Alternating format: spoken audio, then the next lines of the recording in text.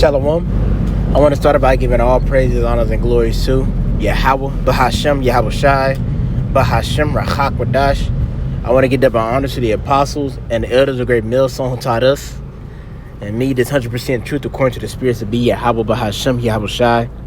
Peace and blessings to the hopeful elect that they're pushing this word through the four corners of the earth in sincerity. And peace and blessings to you hopeful believers out there, which are also a part of the elect. Here I say Shalom. And once again, I want to say, call halal, Yahweh, Bahashem, Yahweh Shai, Bahashem, Rachak Wadash. For giving her Rachak Wadash, the Holy Spirit, to do this lesson on today. Lord willing to feed you lemon sheep of Yahweh, Bahashem, Yahweh Shai, man. So we got a video to the parent spirit of Yahweh, Bahashem, Yahweh Shai. And it wasn't in transit right now.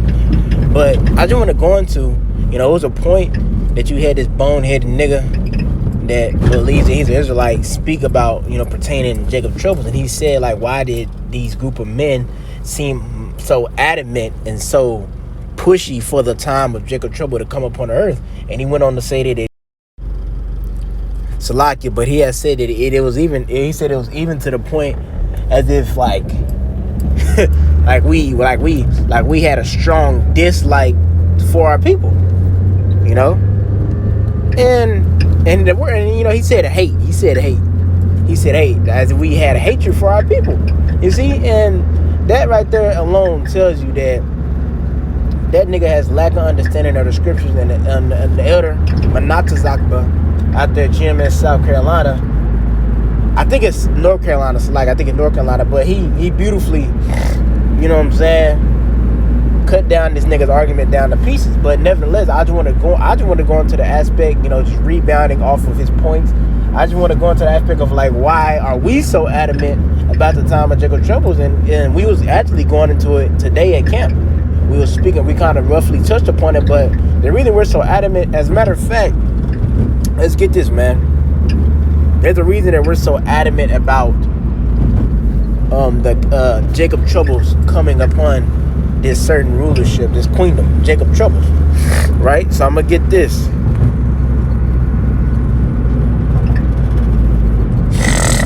Salakia.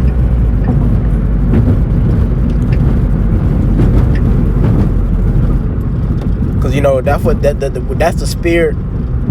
Salakia, hold on. That's the spirit that the disciples were in, man. The disciples was in the spirit of prophecy being fulfilled so the kingdom of heaven could come upon this earth.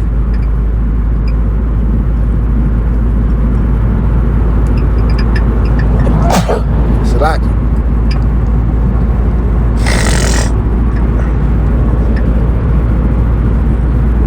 Now my allergies acting up.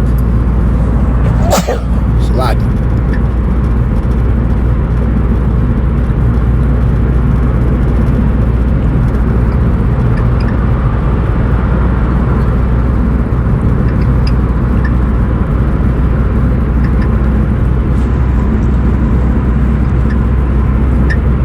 Alright.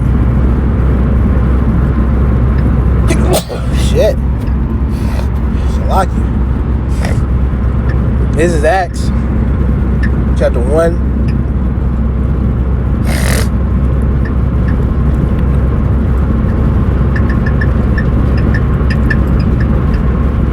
Right? Straight to the point. This is Acts chapter 1 verse 6. It says, this is what the disciples said. They said, When they therefore were come together, they asked him, asking Yahweh Shai, saying, Lord, will thou at this time restore again the kingdom to Israel? Right? That's the spirit the disciples were in, man. They elect, they was in the spirit of what? Prophecy being fulfilled so the kingdom of heaven could be established. As scriptures say, we have not a continuing city here, but we seek one to come. But we do know that in order for that continuing city, the rulership of Jake to come, this rulership must be uprooted. You see, that's what it speaks about in 2 Ezra 14. It says that which is good cannot come unless that is evil, loosely paraphrasing, that which is bad be uprooted. You're right. And how the Lord is going to uproot this place is going to come in the form of plagues and pestilence. That's like he did in the time of Egypt. You see? Just like he did in the time of Egypt. And I'm going to pull that right, but this is 2 Ezra.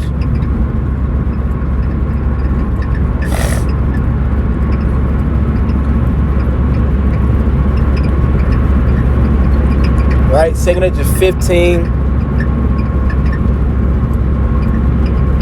2 Corinthians 15:11, it says, "But I will bring them with a mighty hand and a stretched out arm, and smite Egypt with plagues as before, and will destroy all the land thereof." You see?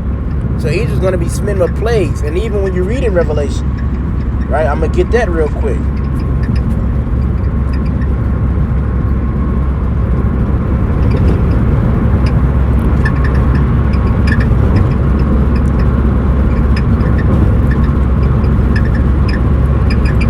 It's in Revelation. I know it's thus with violence with a great city thrown down.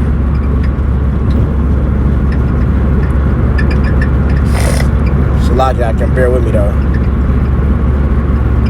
Yeah, this Revelation chapter 18, verse 21, it says, "And a mighty angel took up a stone like a great millstone," going into the nuclear destruction pretty much, "and cast it into the sea, saying, thus with violence," right? "Thus with violence shall the great city Babylon be thrown down, and shall be found no more at all." You see, so what's that violence? That violence is pretty much going to the time of Jacob's trouble, which is going to be a time upon the planet Earth never seen, right? And the reason that this time is going to be so catastrophic, so troublesome is due to the fact of the current rulership. Because you got to think about it. The Lord is sending plagues on a kingdom that he's trying to destroy. And with Jake being within that kingdom, Jake is going to be troubled too. Because those plagues are coming, as you read in Ecclesiastes 40, it speaks about how these plagues came for the wicked. So these plagues are coming for the wicked of Jake too.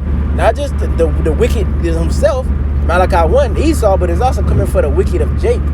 You see? And it's going to be a troublesome time for Jacob, because Jacob is the only one that could be delivered from that time period, which being the elect.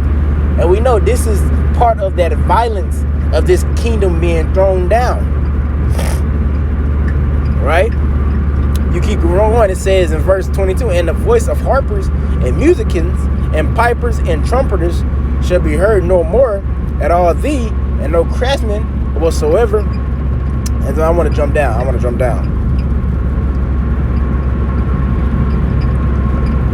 All right, my bad. I'm going to go up a verse. That's what I was looking for. It says, Revelation 18:20 says, "Rejoice over her, thou heaven, and ye holy apostles and prophets, for the Lord had avenged you on her."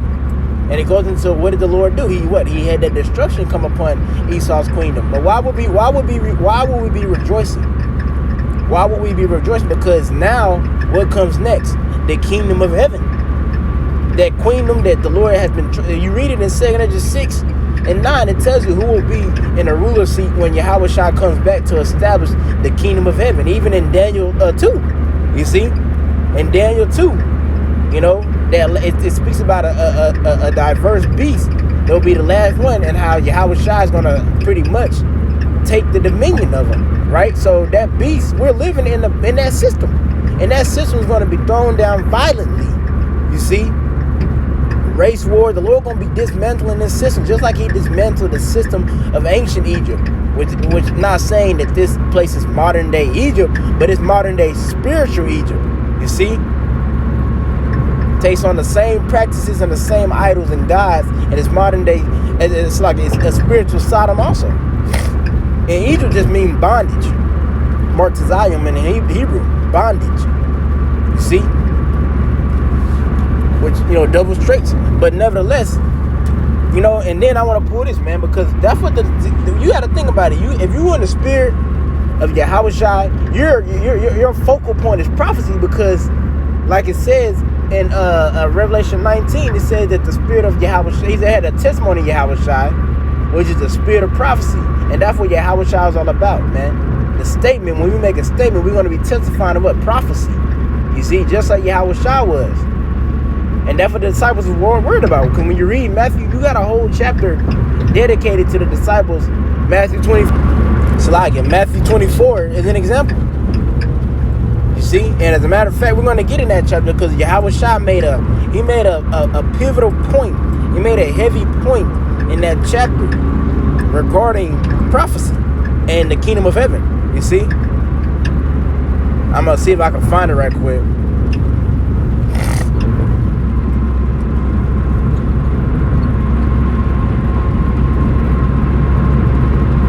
Even right here, this is Matthew 24:21. This is what Yahweh Shah said, because you got to remember, the disciples, they went on the Mount of Olives and they was asking Yahweh Shah about the times of the end. Because jumping forward to Acts, they was in the spirit of Acts. What?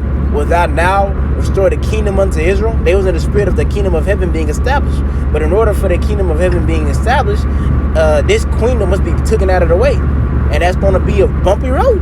It's going to be a bumpy road, right? So this is Matthew 24:21. This is what Yahweh Shah said. He says, for then shall there be great tribulation, such as was not since the beginning of the world to this time.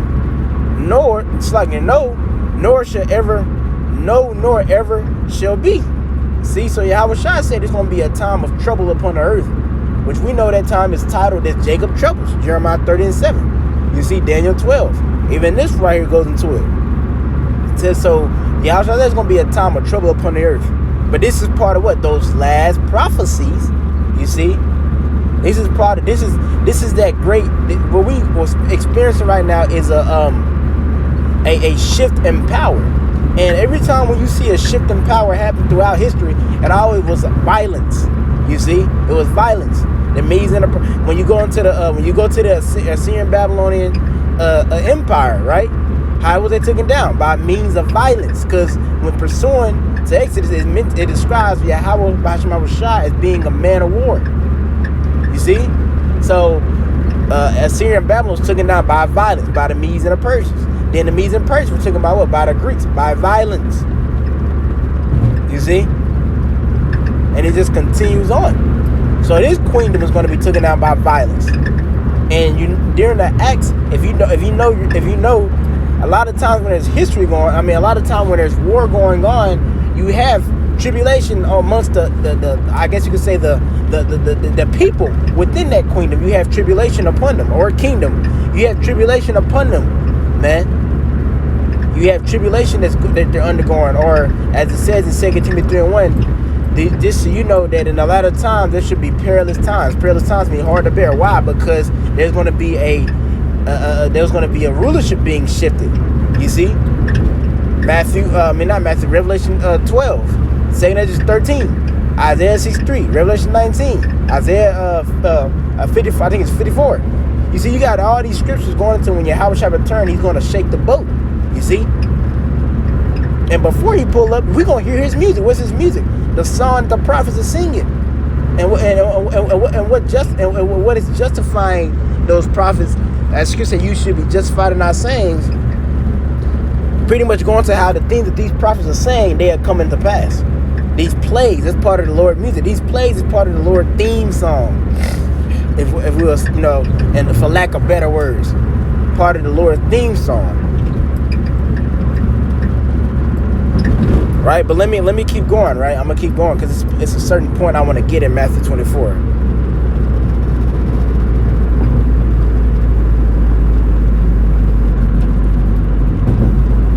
Yeah, this is Matthew 24, jumping down to verse 34. It says, verily I say unto you, this generation shall not pass till all these things be fulfilled. You see? So Esau's rulership is not going to pass, right? It's not going to be taken out until all these prophecies be fulfilled. And what's these prophecies, man? These prophecies are going into the one we're talking about. It's the time of Jacob trouble. So for Jake to say, why are they so adamant about Jacob trouble? Well, we desire the kingdom of heaven. Do you not? Clearly, you can't be desiring the kingdom of heaven, because if you desire the kingdom of heaven, then you understand that scriptures speak about great tribulation coming upon earth, and there's going to be certain individuals being the elect that was going to be brought through that great tribulation, which is Jacob troubles, then eventually the missile, the nuclear destruction, and they was going to receive salvation. That's another point too. You must not believe in salvation, because salvation means deliverance from bad times. How are you going to be delivered if there's no tribulation? Because that's the point. Is Yahweh shall come back to redeem his people, beginning with the elect. And this is it playing out in because he already redeemed us when he went on the cross. But this is going to play out. We're going to actually be liberated from this place. He redeemed us, so he already redeemed us pretty much. Over 2,000 years ago, he already redeemed us by going on the cross. He already bought us back. Now he's finna come back and receive his bride. His bride, man. But it's going to be what? Before he pulls up, it's going to be tribulation. This bride is going to be in a position of, it's going to be a lot of, as Yahushua said in John 17, I pray that you take them not out of the world, but keep them from the things in the world. From what? Those plagues that the Lord is going to bring, man. So you can't believe. So that right there, just this annuls your whole doctrine, nigga, or whatever the fuck you're talking about. Nigga, we're looking forward to Jacob troubles. Can't wait until the Lord brings Jacob trouble, because at the same time too, we love judgment too, man. And we can't wait till the Lord jack you niggas up. And we know that's going to come during the time of Jacob troubles. 2 Ezra 8 and 50 speaks about that. That's the time of Jacob troubles. You see? As a matter of fact, we'll pull that. We got time. We'll pull it.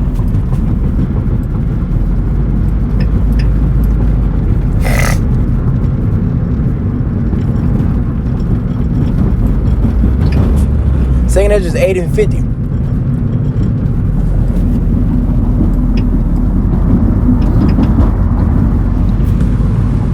This Second Ezra chapter 8 verse 50. It says that for many great miseries, right, shall be done to them that in the latter time shall dwell in the world, because they have walked in great pride. What are these miseries, man? There's going to be many great misery done to people on this earth. You see? Because they walked in pride. And this is going to be in the latter times. We're in the latter times. When Yahushua coming on the scene, that marked the end. We're in the end of the end. You see? So what great miseries is it talking about? You see? Those miseries are going to be displayed during the time of Jacob troubles. You see? Jacob troubles. We looking forward to these great miseries. Because we know what comes after those great miseries is what? Well, within those miseries is going to be great deliverance. You see? But after the Lord gets done doing his mighty work upon this this spiritual Egypt, Salakia, upon this spiritual Egypt, right? Modern day Egypt, spiritual Egypt. What happened during the time of ancient Egypt? After the Lord did those plagues, what came after that? We was brought into the promised land pretty much. Now, of course, we went through the wilderness and the Lord was purging out that BS, but eventually led to what? The promised land. That's what's going to happen in this Exodus. As a matter of fact, let me get that. Land of the north. It's in Jeremiah.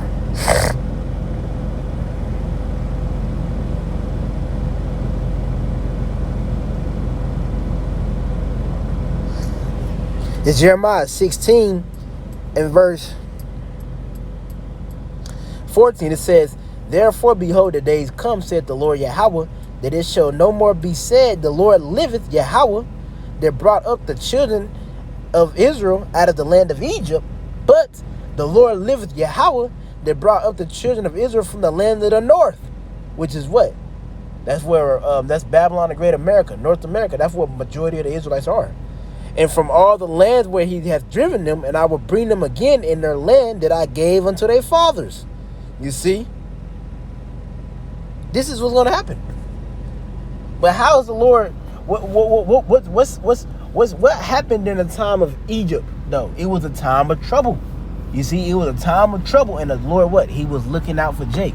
Now, at that time, he looked out for the whole nation of Israel, but this time, he's only looking out for a small number of the nation of Israel being the elect. Now, it ain't the whole nation, it's just going to be the elect. And he's going to leave you niggas here that want to stay in Egypt so damn bad and burn your ass. You see?